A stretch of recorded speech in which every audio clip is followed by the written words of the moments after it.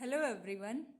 Economics PYQ series में 2013 का question paper कर चुके हैं। आज अपन करेंगे 2014 का क्वेश्चन पेपर। वैसे कंप्लीट पेपर आज सॉल्व कर चुके हैं। कहाँ गलतियाँ करी हैं वो भी अपन यहाँ पे एनालिसिस कर सकते हैं उनका।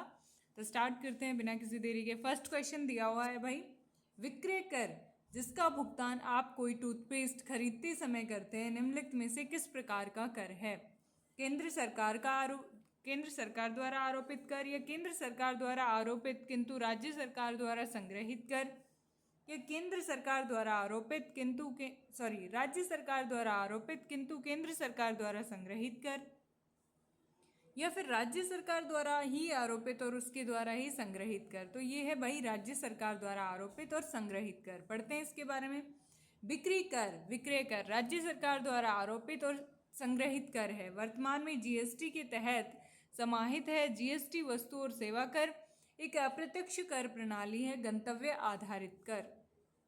ठीक है, नेक्स्ट क्वेश्चन आता है जोखिम पूंजी। वेंचर पूंजी से क्या तात्पर्य? उद्योगों को उपलब्ध कराई गई अल्पकालीन पूंजी, या फिर नए उद्यमियों को उपलब्ध कराई गई दीर्घकालीन प्रारंभिक पूंजी। तो यही बात है भाई, नए लोगों को आप लॉन्ग टर्म के लिए अगर पूंजी प्रदान कर दोगे तो ज़रूरी है कि वो मतलब टाइम पे लुटाई पाए, या फिर उसका इतना प्रॉफिट हो ही हो कि आपका पूरा पैसा रिटर्न कर पाए। तो ये क्या रहेगा?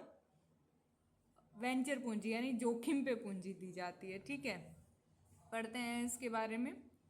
वेंचर पूंजी यानी जोखिम पूंजी धनी निवेशकों द्वारा पूर्व में स्थापित भली भांति विकसित कंपनियों या व्यवसायों की बजाय ऐसे नए व्यवसायों में पैसा लगाना जिनमें दीर्घकालिक विकास की संभावना हो। इसके बदले में वे कंपनियों में साझेदारी स्वामित्व प्राप्त करते हैं।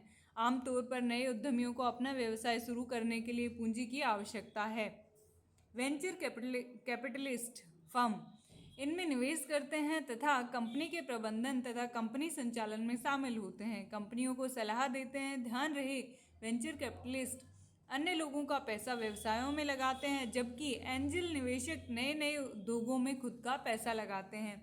वेंचर कैपिटलिस्ट अधिक पैसा लगाते हैं तथा हमेशा लाभ के प्रति प्रेरित रहते हैं, वहीं एंजल निवेशक तुलनात्मक रूप से इनसे कम पैसा निवेश करते हैं, लेकिन लाभ प्राप्त करने के लिए उनका प्राथमिक लक्ष्य नहीं होता है। क्लियर? नेक्स्ट क्वेश्चन देखते हैं भाई, 12वीं पंचवर्षीय योजना का मुख्य उद्देश्य क्या था? तो ये पंचवर्षीय योजना तो डेफिनेटली पढ़ के ही जाना है, मोस्ट प्रोबेबल आंसर आते हैं। तो भाई इसका है तीव्रतर धारणीय एवं ज़्यादा समावेशी विकास। वर्तमान एनडीए सरकार ने पंचवर्षीय योजनाओं को बंद कर दिया है, उनकी जगह नीति आयोग ने ले ली है। 15 वर्षीय जो रहता था उसे विजन कहते हैं, 7 वर्षीय स्ट्रेटजी होती और 3 वर्षीय एक्शन एजेंडा लेकर आए हैं। प्रथम पंचवर्षीय योजना जो कब से कब तक थी भाई? 1951 से 1956 की अवधि के लिए लॉन्च किया गया, जिसे हेराल्ड डोमर मॉडल पर आधारित था। ये मुख्य फोकस देश की कृषि विकास पर था। ठीक है, दूसरी पंचवर्षीय योजना 1956 से 1961 की अवधि के लिए पीसी महालनोबिस मॉडल पर आधारित मुख्य फोकस देश के औद्योगिक विकास पर था। दूसरी पंचवर्षीय योजना 1956 से स्टार्ट हुई और 1961 तक चली, है ना। और ये पीसी महालनोबिस मॉडल पर आधारित थी, मुख्य फोकस इसका देश के औद्योगिक विकास पर था। क्लियर? नेक्स्ट आती है तीसरी पंचवर्षीय योजना। ये 1961 से शुरू 1966 की अवधि तक के लिए चली और इस योजना को गॉडगिल योजना भी कहा जाता है। और इस योजना का मुख्य लक्ष्य अर्थव्यवस्था को स्वतंत्र बनाना था। 1966 से 1969 तक योजना अवकाश नामक 3 वार्षिक योजनाओं की घोषणा की। देश में निर्यात बढ़ाने के लिए सरकार ने रुपए के अवमूल्यन की घोषणा की। चौथी पंचवर्षीय योजना ये भाई स्टार्ट हुई 1969 से और रही कब तक? 1974 तक। इसके 2 उद्देश्य थे, स्थिरता के साथ विकास और आत्मनिर्भरता की प्रगतिशील उपलब्धि। इस दौरान 14 प्रमुख भारतीय बैंकों का राष्ट्रीयकरण किया गया और हरित क्रांति की शुरुआत हुई। 5वीं पंचवर्षीय योजना इसकी अवधि 1974 से 1978 तक थी और ये योजना गरीबी हटाओ, रोजगार, न्याय, कृषि उत्पादन और रक्षा पर केंद्रित 1975 में एक 20 बिंदु कार्यक्रम शुरू हुआ था। 20 बिंदु कार्यक्रम शुरू किया गया, न्यूनतम आवश्यकता कार्यक्रम जिसे MNP किया, है ना। रोलिंग योजना 1978 से 1980 तक प्रभावी रही। छठी पंचवर्षीय योजना, इसकी अवधि रही भाई 1980 से 1985 तक। इस योजना का मूल उद्देश्य था गरीबी उन्मूलन और तकनीकी आत्मनिर्भरता प्राप्त करके आर्थिक उदारीकरण था। यह निवेश योजना अवसंरचनात्मक परिवर्तन और विकास मॉडल की प्रवृत्ति पर आधारित था। सातवीं पंचवर्षीय योजना, इसकी अवधि 1985 से 1990 तक। इस योजना का उद्देश्य खाद्य उत्पादन में तेजी लाना, रोजगार के अवसर में वृद्धि करना और भोजन, काम और उत्पादकता पर ध्यान देने के साथ उत्पादकता में वृद्धि करना है। वर्ष 1990 से 91 और 1991 से 92 के लिए 2 वार्षिक कार्यक्रम बनाए गए। आठवीं पंचवर्षीय योजना 1992 से 1997 तक रही। भारत की एक नई आर्थिक नीति की इसमें शुरुआत की गई। नौवीं पंचवर्षीय योजना, इसकी अवधि 1997 से 2002 तक। इस योजना का मुख्य फोकस सामाजिक न्याय और समानता के साथ विकास था। 10वीं पंचवर्षीय योजना, इसकी अवधि 2002 से 2007 तक। इस योजना का उद्देश्य प्रति व्यक्ति आय को दुगना करना, गरीबी अनुपात को 15% तक कम करना था। 11वीं पंचवर्षीय योजना की अवधि 2007 से 2012 तक और मुख्य विषय तेजी से और अधिक समावेशी विकास था। 12वीं पंचवर्षीय योजना, जिसकी अवधि कितनी थी 2012 से 2017 तक, मुख्य विषय थे भाई तेज, अधिक समावेशी और सतत विकास था। और इसके बाद आ गया था भाई अपना प्लानिंग कमीशन। नेक्स्ट क्वेश्चन आता है, सीमांत स्थायी सुविधा दर तथा निविल मांग और अवधि देयताएं पदबंध कभी कभी समाचारों में आते रहते हैं। इनका प्रयोग किसके संबंध में किया जाता है? तो भाई इनका प्रयोग बैंक कार्य के परिप्रेक्ष्य में किया जाता है। पढ़ते हैं इसके बारे में। सीमांत स्थायी सुविधा, आरबीआई द्वारा मई 2011 में तरलता समायोजन सुविधा LAF के तहत एक ऋण सुविधा का उदाहरण है। MSF दर पर बैंक सरकारी प्रतिभूतियों के बदले आरबीआई से रातों रात धन उधार ले सकते हैं। यह आपातकालीन स्थिति में है जब अंतर बैंक तरलता पूर्णतः समाप्त हो जाती है। और MSF के तहत बैंक अपनी शुद्ध मांग और देनदारियों पर 1% आरबीआई से उधार ले सकते हैं। इसकी दर रेपो रेट से 100 आधार अंक यानी 1% ज़्यादा होती है। अधिकतर रेपो रेट से यह अलग है। केवल अनुसूचित वाणिज्यिक बैंक ही उधार ले सकते हैं। इससे पहले देखो भाई यहाँ पे एक बैलेंस ऑफ पेमेंट जो पहले भी आ चुका है।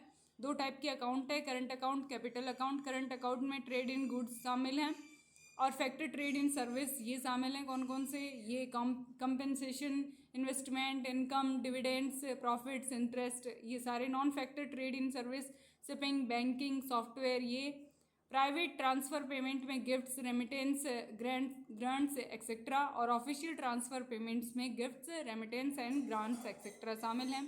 फिर साथ में कैपिटल अकाउंट में फॉरेन इन्वेस्टमेंट शामिल है, FDI, FII, euro, equities etcetera. External assistance, commercial borrowings, IMF, NR deposits and rupee डेप्ट सर्विस, अदर फ्लोज, ये सारे के सारे आते हैं अपने इस कैपिटल अकाउंट के अंदर। और ये अपना कैपिटल अकाउंट और करंट अकाउंट के बारे में कंप्लीट इन्फॉर्मेशन हो गई जो कई बार आ चुकी है, थोड़ा ध्यान से पढ़ना। नेक्स्ट क्वेश्चन आता है, भुगतान संतुलन के संदर्भ में निम्नलिखित में से किससे या किनसे चालू खाता बनता है? तो चालू खाता किनसे बनता है? अभी अभी पढ़ा है इसके बारे में। क्या व्यापार संतुलन से, विदेशी परिसंपत्तियों से, अदृश्यों का संतुलन से, या फिर विशेष आहरण अधिकार से? तो भाई ये होता है 1 और 3, यानी व्यापार संतुलन और अदृश्यों के संतुलन से ही होता है। ठीक है, पढ़ते हैं इसके बारे में। अतः स्पष्ट है विदेशी परिसंपत्तियां SDR चालू खाते में नहीं रखे जा सकते। 2013 में भी ये क्वेश्चन बैलेंस ऑफ पेमेंट का आया है।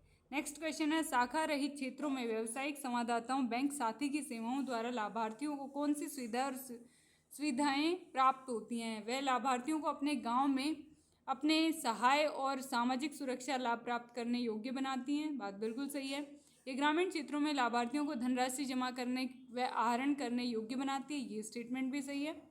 पढ़ते हैं इसके बारे में। शाखा रहित क्षेत्रों में व्यावसायिक संवाददाताओं बैंक साथी की नियुक्ति वित्तीय समावेशन को बढ़ाने हेतु शुरू किया गया था, ताकि गरीबों को बैंक शाखा न होने पर भी बैंकिंग सुविधाएं जैसे धन जमा कराना, धन निकालना, आहरण, सामाजिक सुरक्षा योजनाओं का लाभ, पेंशन, बीमा इत्यादि प्राप्त हो सकें। ये ग्रामीणों को खाता खुलवाना, जमा, निकासी, किसान क्रेडिट कार्ड जैसी बुनियादी सुविधाएं प्रदान करते हैं, सब्सिडी की राशि प्राप्त करने में सहायता करते हैं। प्रधानमंत्री जनधन योजना PMJDY वित्तीय समावेशन के लिए राष्ट्रीय मिशन है। नेक्स्ट क्वेश्चन आता है, भारतीय अर्थव्यवस्था के संदर्भ में निम्नलिखित में से कौन सा सांविधिक आरक्षित आवश्यकताओं का एक उद्देश्य है? केंद्रीय बैंक को बैंकों द्वारा निर्मित की जा सकने वाली अग्रिम राशियों पर नियंत्रण रखने की सक्षमता प्रदान करना, या बैंकों में जनता की जमा राशियों को सुरक्षित व तरल रखना, या फिर व्यावसायिक बैंकों को अत्यधिक लाभ कमाने से रोकना। बैंकों को दिन प्रतिदिन की आवश्यकताओं को पूरा करने के लिए पर्याप्त कोष नकदी वॉल्ट कैश रखने को बाध्य करना। तो इसमें ओनली फर्स्ट स्टेटमेंट सही है, बाकी स्टेटमेंट गलत है। पढ़ते हैं इसके बारे में। सांविधिक आरक्षित आवश्यकता बैंकों की तरलता का प्रबंधन करने का एक साधन है ताकि यह सुनिश्चित किया जा सके कि बैंक खाताधारकों को भुगतान कर सके। इसके तहत आरबीआई दो तरीकों से बैंकों पर नियंत्रण रखती है। फर्स्ट है वैधानिक तरलता अनुपात यानी SLR।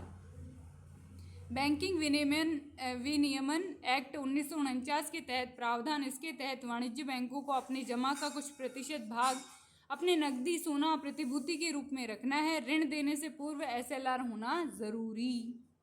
नकदी आरक्षित अनुपात यानी CRR। अपनी जमा राशि का एक हिस्सा बैंकों को RBI के पास सुरक्षित रखना पड़ता है। इन दोनों के माध्यमों से केंद्रीय बैंक बैंकों द्वारा निर्मित की जा सकने वाली अग्रिम राशियों ऋण पर नियंत्रण रखने की सक्षमता प्रदान करती है। जैसे कि यदि तरलता बढ़ानी है तो CRR तथा SLR को RBI कम कर देगी। अब बैंक ज़्यादा धन अग्रिम या ऋण के रूप में दे सकेंगे। नेक्स्ट क्वेश्चन आता है, किस अर्थव्यवस्था में यदि ब्याज घटा दिया जाए? किसी अर्थव्यवस्था में यदि ब्याज घटा दिया जाता है तो वह अर्थव्यवस्था में उपभोग व्यय घटाएगा, या फिर सरकार के कर संग्रह को बढ़ाएगा, या अर्थव्यवस्था में निवेश व्यय को बढ़ाएगा, या फिर अर्थव्यवस्था में कुल बचत को बढ़ाएगा। तो ब्याज घटाया जाता है तो निवेश व्यय को बढ़ाएगा। पढ़ते हैं इसके बारे में। किसी अर्थव्यवस्था में ब्याज दर घट जाएगी तो लोग बैंक में कम पैसा जमा कराएंगे क्योंकि उन्हें वहाँ रिटर्न कम मिलेगा। वहीं कम ब्याज पर लोग उद्यमी अधिक ऋण बाजार बैंक से प्राप्त करेंगे। लोग उच्च रिटर्न वाली चीज़ों में निवेश करेंगे, अतः अर्थव्यवस्था में निवेश बढ़ेगा। ब्याज दर तथा निवेश में व्युत्क्रम संबंध है यानी उल्टा होता है। विकल्प फर्स्ट गलत है क्योंकि बैंक में रिटर्न कम मिलने पर लोग या तो निवेश व्यय या दिन प्रतिदिन के आधार पर खर्च ज़्यादा करेंगे। निवेश आय और ब्याज दर का फलन है। आय जितनी अधिक होगी निवेश उतना ही अधिक होगा, ब्याज की दर उतनी ही अधिक होगी, निवेश उतना ही कम होगा। नेक्स्ट क्वेश्चन आता है, भाई संघ के बजट के संदर्भ में निम्नलिखित में से कौन सा गैर योजना व्यय के अधीन आता है? रक्षा व्यय, ब्याज अदायनी और वेतन एवं पेंशन उपदान। आई थिंक ये दोनों आएंगे भाई, देखते हैं। सारे के सारे हैं भाई। केंद्र सरकार ने 2017 में योजनागत तथा गैर योजनागत व्यय को खत्म कर दिया गया था। गैर योजनागत व्यय ब्याज भुगतान, पेंशन, सब्सिडी, सुरक्षा व्यय इत्यादि। योजनागत व्यय कौन से थे? बिजली उत्पादन, सिंचाई, सड़क और पुल इत्यादि। तो ये हो गया 2014 का question paper complete. Next paper करेंगे नेक्स्ट क्लास में। Okay, bye bye, take care. और बुक चाहिए तो कौन सी है भाई? धर्मेंद्र जाखड़ सर की बुक है, काफ़ी अच्छी है, देख सकते हो। Okay, bye bye.